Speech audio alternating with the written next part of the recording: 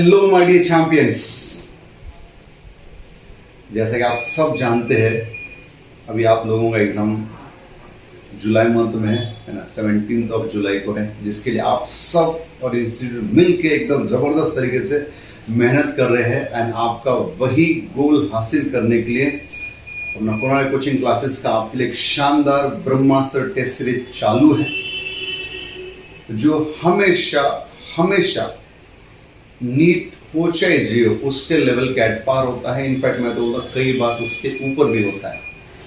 And as of now हमारे पूरे part syllabus वाले सभी राउंड जो है ख़त्म हो चुके हैं एंड अब 25 मई से चालू होने वाले हैं हमारे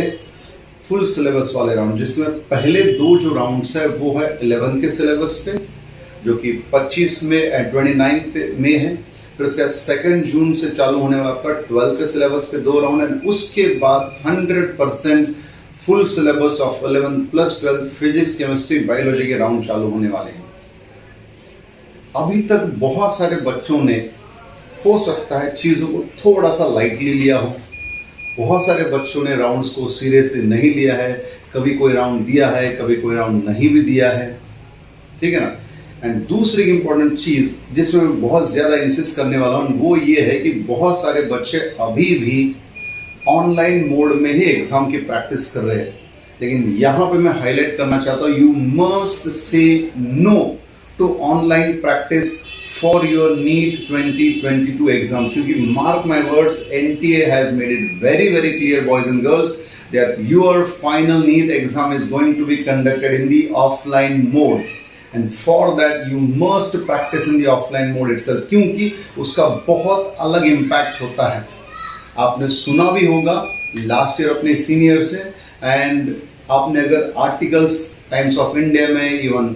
NTA के थ्रू भी जो है अगर पढ़े होंगे तो वहाँ पे बहुत क्लियर, हर साल देखिए क्या होता है, हर साल जो टॉपर बच्चे होते हैं, जो मेरिटोरियस होते हैं, जो अच्छा करते हैं तो अच्छा करते ही है, नो डाउट अबाउट इट, लेकिन हर साल ऐसा होता है जब नॉर्मल सिचुएशन होती है तब हर साल ये होता है कि बहुत सारे एवरेज बच्चे भी अच्छे से इंप्रूव करके इतना स्कोर लेके आते हैं कि वो फर्स्ट या सेकेंड राउंड में गवर्नमेंट मेडिकल कॉलेज को लग जाते हैं। लेकिन पिछले 2 साल का ट्रेंड अगर देखोगे आप तो जो मेरिटोरियस थे उन्होंने बहुत ही अच्छा किया, क्योंकि जो कोविड की वजह से जो एक्स्ट्रा टाइम मिला था उन्होंने इसको यूटिलाइज किया है। लेकिन जो बच्चे एवरेज थे they could not cope up with the online setup. बहुत सारे बच्चे फाइनल एंड तक ऑनलाइन में ही प्रैक्टिस करते रहे, जिसकी वजह से फाइनल हार्ड कॉपी पे बबलिंग की आदत नहीं रही। वहां पे 3 घंटे एग्जाम सेंटर में बैठे रहने का पेशेंस नहीं था। ऑनलाइन में प्रॉब्लम क्या होती है कि आप टिक के आंसर थोड़ी देर बाद बदल भी सकते हैं, लेकिन ऑफलाइन में ऐसा नहीं होता बेटा। ऑफलाइन में मान लीजिए कोई पर्टिकुलर क्वेश्चन आपने सॉल्व किया, अगर आप उसी समय बबलिंग करके रखते हो तो बाद में उस बबलिंग को आप चेंज नहीं कर सकते, बाद में उस बबलिंग को जो आप चेंज नहीं कर सकते। एंड दूसरी बात यह है कि बबलिंग में कई बार होता है कि आपका सीक्वेंस गड़बड़ होने की भी चांसेस होते हैं, जो आप खुद एक्सपीरियंस करते हो, रेगुलर प्रैक्टिस सीरीज में सीनियर से सुनते भी हो। फिर जब आप एग्जाम सेंटर में जाके बैठते हो, यू डू नॉट नो किस तरीके का हॉल आपको मिलेगा, किस तरीके के इन्विजिलेटर्स वहाँ पे होने वाले हैं, किस तरीके का बेंच आपको मिलने वाला है। तो ये सब चीज़ें होती है वहाँ पे एनवायरमेंट, उस पर्टिकुलर एनवायरमेंट में जाके एग्जाम देना हमेशा बहुत ज़्यादा मैटर करता है। तभी तो बोलते हैं 2 साल की मेहनत एक जगह पे एंड आखिरी में 3 घंटे एक साइड पे। तो इसके लिए मैं सभी बच्चों को अपील करता हूँ on a very positive note कि आपको ये आगे के जितने भी राउंड्स हैं, सभी राउंड्स आपको with all the due sincerity